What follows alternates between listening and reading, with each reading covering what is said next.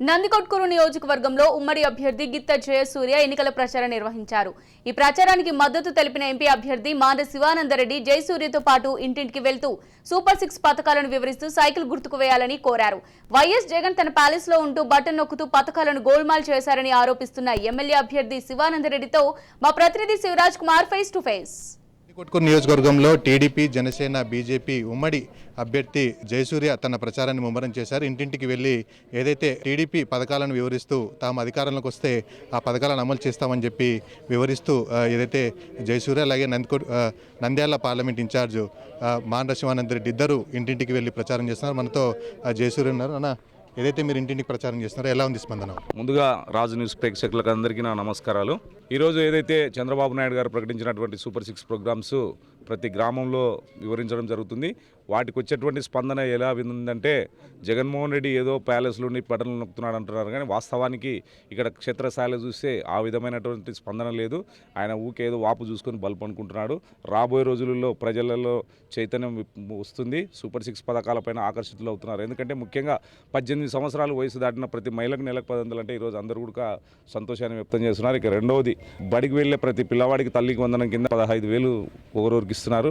ప్రతి మహిళకు సంవత్సరానికి 3 గ్యాస్ సిలిండర్లు, మహిళలకు జిల్లాలో ఎక్కడ తిరిగినా ఆర్టీసీ బస్సు, రైతు కుటుంబాల్లో రైతులకైతే ఆర్థిక సాయం కింద 20,000 రూపాయలు, చదువుకున్నటువంటి విద్యార్థులకు కూడా 3,000 రూపాయలు నిరుద్యోగ భృతి కింద, ప్రతి ఇంటికి మంచినీటి కుళాయి వసతి, బీసీల రక్షణ చట్టం, బీసీలకు 50 ఏళ్లకే పెన్షన్స్, ఈ విధమైనటువంటి పథకాలకు కూడా అందరూ ఆకర్షితులై రాబోయే రోజులలో వైఎస్ఆర్ కాంగ్రెస్ పార్టీని భూస్థాపితం చేస్తూ తెలుగుదేశం పార్టీకి స్వాగతం పలికేందుకు కూడా ఆంధ్రప్రదేశ్ రాష్ట్ర ప్రజలందరూ కూడా ఎదురు చూస్తున్నారు. ఈరోజు అంటే ముఖ్యంగా నందికొట్కూరు నియోజకవర్గంలో గత క్యాండిడేట్ పార్టీ మారడం జరిగింది.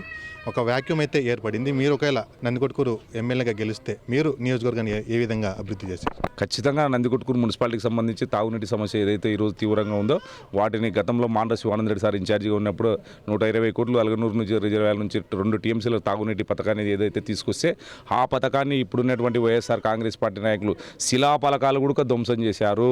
వాటి చిరునామానే లేకుండా చేశారు. ఆ స్కీమ్ను మళ్ళీ పునరావృతం చేస్తాం. ప్రతి ఇంటికి మంచినీటి కుళాయి వసతి ఏ విధంగా అయితే మా మేనిఫెస్టోలో పెట్టడం జరిగిందో దాన్ని అమలు చేసే విధంగా కూడా కృషి చేస్తాము. అవసరమైతే కూడా అమలయ్యే విధంగా కూడా అన్ని విధాల చర్యలు తీసుకొని ముందుకు పోతాం. సార్, మీరు పార్లమెంట్ చూస్తున్నారు, నంద్యాల పార్లమెంట్ మొత్తాన్ని, ముఖ్యంగా నందికొట్కూరు పైన మీరు ఎక్కువ కాన్సన్ట్రేషన్ చేస్తున్నారు. ఎలా ఉంది సార్ కాన్సన్ట్రేషన్? ముఖ్యంగా నందికొట్కూరు యువతకు కావాల్సింది ఉద్యోగ అవకాశాలు. అదే చంద్రబాబు నాయుడు టైంలో బ్రహ్మాండంగా తంగడంచలో జైన్ ఇరిగేషన్ సిస్టమ్స్ కొన్ని కంపెనీస్ ఏర్పాటు చేశారు.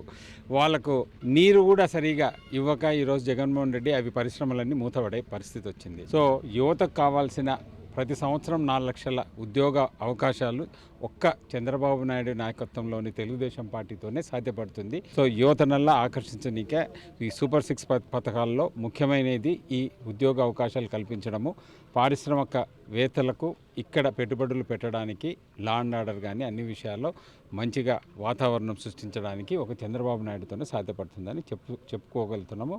అదేవిధంగా నందికొట్కూరు ప్రాంతం అంతా ఎక్కడ చూసినా కూడా కెనాల్స్ పోతున్నాయి.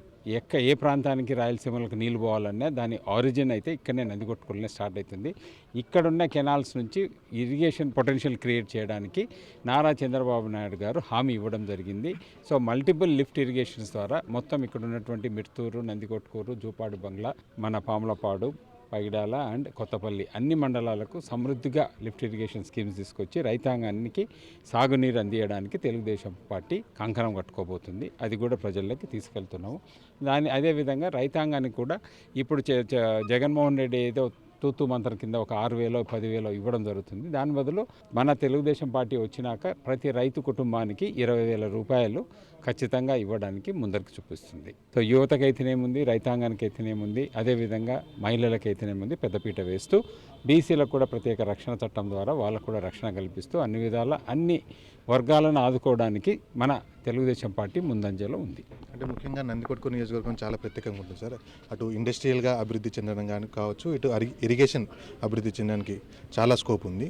కానీ ఈ 5 ఏళ్లలో కొంత ఇరిగేషన్ ప్రాజెక్టుకు సంబంధించి కావచ్చు, అట్లు మీరు తెచ్చిన జైన్స్ ఇరిగేషన్ ఇలాంటివి రాకపోవడం కారణం, మీరు ఒకవేళ అధికారంలోకి వస్తే ఏం చేయబోతున్నారు సార్?